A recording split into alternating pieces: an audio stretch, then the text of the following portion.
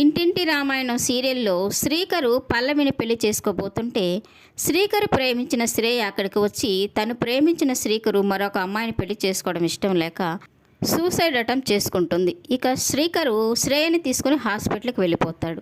ఇదంతా పల్లవి దగ్గరుండి కావాలనే చేసిందని పల్లవి వాళ్ళ అమ్మ నాన్న అవనిని బాగా తిడతారు. ఇక ఆ పెళ్ళి ఆగిపోవడంతో వచ్చిన వాళ్ళు పంతులు అందరూ ఎక్కడి వాళ్ళు అక్కడికి వెళ్ళిపోతారు. ఇక చక్రధర్ అయితే ఇదంతా అవని చేసింది, మా సమస్యకి పరిష్కారం దొరికే వరకు ఇక్కడి నుంచి ఒక్కరిని కూడా కదలనిచ్చేది లేదని చెప్పడంతో ఇక ఎక్కడి వాళ్ళు అక్కడే కూర్చొని బాధపడుతూ ఉంటారు. ఇక అవని తన ఫ్రెండ్ కృష్ణతో తన భర్తతో ఈ పెళ్లి ఆగిపోవడంతో మామయ్య గారి ఆరోగ్య పరిస్థితి ఏమవుతుందోనని భయంగా ఉంది. అసలే ఆయన హార్ట్ పేషెంట్.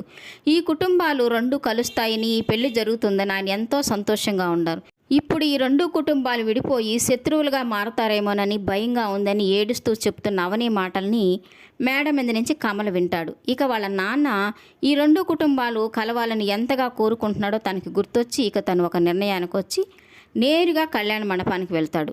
అక్కడే పల్లెంలో ఉన్న తాళిని తీసుకొని పల్లవి మెడలో బలవంతంగా కట్టబోతూ ఉంటాడు కమల్. ఇక హఠాత్తుగా జరిగిన ఈ సంఘటనతో తేరుకొని వద్దు అని వారిస్తూ అరుస్తూ ఉంటుంది పల్లవి. ఇక అది చూసిన పల్లవి వాళ్ళ అమ్మా నాన్న, కమల్ వాళ్ళ అమ్మా నాన్న అందరూ ఒక మండపం మీదకి పరిగెత్తుకుంటూ వెళ్ళి తనని లాగుతూ ఉంటారు. ఈలోగా కమలు పల్లవి మెడలో తాళి కట్టేస్తారు. ఇక హఠాత్తుగా జరిగిన ఈ సంఘటనతో అందరూ పల్లవి వంక కమల వంక చూస్తూ ఉంటారు. ఇక పల్లవి అయితే తన మెడలో పడిన తాళిని వణికిపోతూ చూసుకుంటూ ఉంటుంది. ఇక కమల వాళ్ళ అమ్మ నాన్న, అన్న చెల్లెలు, వాళ్ళ నానమ్మ అందరూ తనని తిడుతూ ఉంటారు. తెలిసి చేసావా, తెలికి చేసావా, పెళ్ళంటే చిన్నపిల్లల ఆట అనుకున్నావా, అసలు నిన్నెవరు తన మెడలో తాళి కట్టమని చెప్పారు, ఎవరు చెప్పారని వాళ్ళ నాన్న అరుస్తూ తిడుతూ ఉంటాడు. ఇక కమల అయితే మంచి పని చేస్తే కూడా తిడతారేంటి నాన్న, మన రెండు కుటుంబాలు కలవాలనే కదా, శ్రీకర్ అన్న అయితే పెళ్ళి అనుకున్నారు, నేనైనా అన్నయ్య అయినా తనకి బావలమే కదా, ఎవరు పెళ్లి చేసుకున్నా ఈ రెండు కుటుంబాలు కలిసే ఉంటాయి కదా అని కమల అమాయకంగా చెప్తూ ఉండడం చూసి ఇక అందరూ ఆశ్చర్యపోయి తన వంక చూస్తూ ఉంటారు. ఇక చక్రధరికి కోపం కట్టలు తెంచుకుని వస్తుంది. ఇక అవనిని తిడుతూ ఉంటాడు, నువ్వే కదా పల్లవి మెడలో తాళి కట్టమని చెప్పావు, శ్రీకర్ని మరొక అమ్మాయితో పెళ్లి చేసుకొని పంపించేసి మా పరువు తీసావు, నా కూతురు జీవితాన్ని నాశనం చేసావు, ఇప్పుడేమో ఈ తింగరోడితో నా కూతురు మెడలో తాళి కట్టించావు, ఇదంతా నీ పనే నాకు బాగా అర్థమవుతుంది అని చెప్తూ ఉంటే ఇక అవని తనకేమీ తెలియదని, కమల్ ఇలా చేస్తాడని అనుకోలేదని అని తను చెప్పబోతుంటే ఇక చక్రధరు ఇదంతా నువ్వే చేసావు, నాకు బాగా తెలుసు, పోలీస్ స్టేషన్కి వెళ్ళి మీ అందరి మీద కేసులు పెట్టి మీ అంతు తేలుస్తాను, రాపల్లవి స్టేషన్కి వెళ్ళి వీళ్ళందరి మీద కేసులు పెట్టాలని తనని పిలుస్తూ ఉంటాడు. ఇక పల్లవి అయితే ఒక్క నిమిషం ఆగండి డాడీ, నేను మీతో మాట్లాడాలని చెప్పి వాళ్ళ నాన్నని తీసుకొని పక్కకు వెళుతుంది.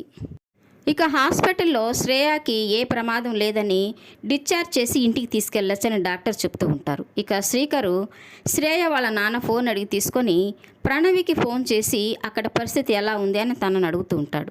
ఇక ప్రణవి అయితే చాలా కోపంగా, ఏంటన్నా ఎలా చేశావు, నువ్వు చేసిన పనికి ఎంత పెద్ద గొడవ జరిగిందో తెలుసా అని జరిగిందంతా తనకి ఫోన్లో చెప్తూ ఉంటుంది.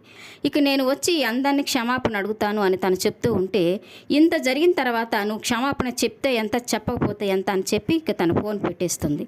జరిగిన విషయాన్ని శ్రీకర్ ద్వారా తెలుసుకున్న శ్రేయ వాళ్ళ నాన్న, ఈ టైంలో నువ్వు ఇంటికి వెళ్ళడం మంచిది కాదు, ఇంకా పెద్ద గొడవ జరుగుతుంది, కొన్ని రోజులు మా ఇంట్లో ఉండు అని తను చెప్తూ ఉంటే ఇక శ్రేయ కూడా తనని ఉండమని అడుగుతూ ఉంటుంది. ఇక ఏం చేయాలని పరిస్థితుల్లో శ్రీకర్ కూడా సరేనని చెప్తాడు. ఇక పల్లవి వాళ్ళ నాన్నని పక్కకి తీసుకెళ్ళి చెప్తూ ఉంటుంది, అవనికి జైలు శిక్ష వేయించి రోజులు నెలలు శిక్ష వేయడం నాకు ఇష్టం లేదు, అందరి ముందు మంచిదానిలాగా దేవతలాగా నటించి ఆ తింగరోడతో నాకు పెళ్లి చేసి నా జీవితాన్ని నాశనం చేసింది, నా జీవితం ఎటో నాశనం అయిపోయింది, కానీ అవని మాత్రం సంతోషంగా ఉండకూడదు, జీవితాంతం శిక్ష అనుభవించాలి, అందుకోసం ఆ తింగరాన్ని భర్తగా స్వీకరించి మంచిదానిలాగా ఆ ఇంట్లో అడుగుపెట్టి ఎవరి నోటితో అయితే తను మంచిది దేవత అని పొగిడారో వాళ్ళ నోటితోనే తన నా ఇంట్లో నుంచి వెళ్ళగొట్టి తన జీవితాన్ని పని వాళ్ళకంటే హీనంగా చేసి నా పగ తీర్చుకుంటాను అని పల్లవి చెప్తూ ఉంటుంది. ఇక చక్రధర్ అయితే పగ తీర్చుకోవడం కోసం నీ జీవితాన్ని నాశనం చేసుకోవడం నాకు ఇష్టం లేదు, ఆ తాళిని తీసి వాడు ముఖాన్ని కొట్టేసి వచ్చి వాళ్ళంతూ నేను తేలుస్తానని తను చెప్తూ ఉంటే, లేదు డాడీ, ఆ అవని జీవితం నాశనం అయ్యేదాకా నేను అక్కడే ఉంటాను, నేను భారీగా వాడితో కాపురం చేస్తానని అనుకుంటున్నారేమో, అలాంటిది ఏమీ జరగదు, నా పగ చల్లారిన తర్వాత నేనే తాళి తీసి వాడు ముఖాన్ని కొట్టేసి వచ్చేస్తాను, అప్పుడు మీరెవరు చెప్తే వాళ్ళని పెళ్లి చేసుకొని హ్యాపీగా నా జీవితాన్ని లీడ్ చేస్తానని తను చెప్తూ ఉంటుంది.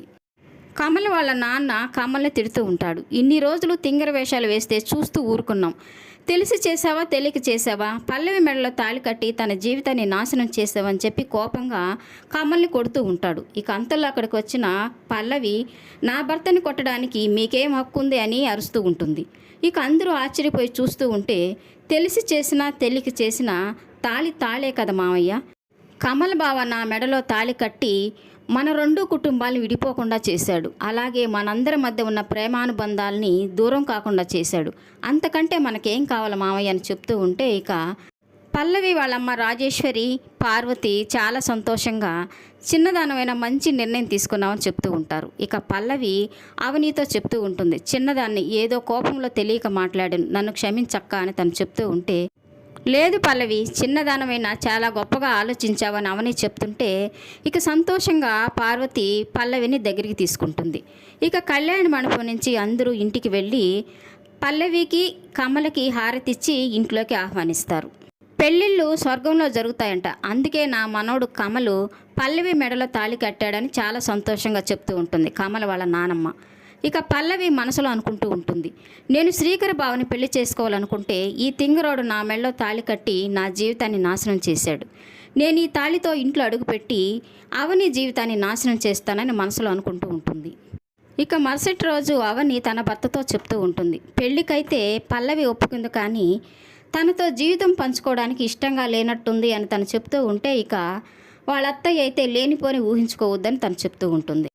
అవని గ్లాసులో పాలు తీసుకొని హాల్లో అందరూ చూస్తుండగా కమల్ చేతికిచ్చి సగం నువ్వు తాగి సగం పల్లవికమ్మని చెప్తుంది.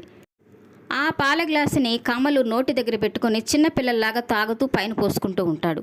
అది చూస్తూ ఉన్న పల్లవికి వామిటింగ్ వచ్చేలాగా అనిపిస్తూ ఉంటుంది. ఇక సగం తాగిన కమలు ఆ పాల గ్లాసుని పల్లవికి అందిస్తూ ఉంటాడు. ఇక భయపడిపోయి పల్లవి అలాగే చూస్తూ ఉంటుంది.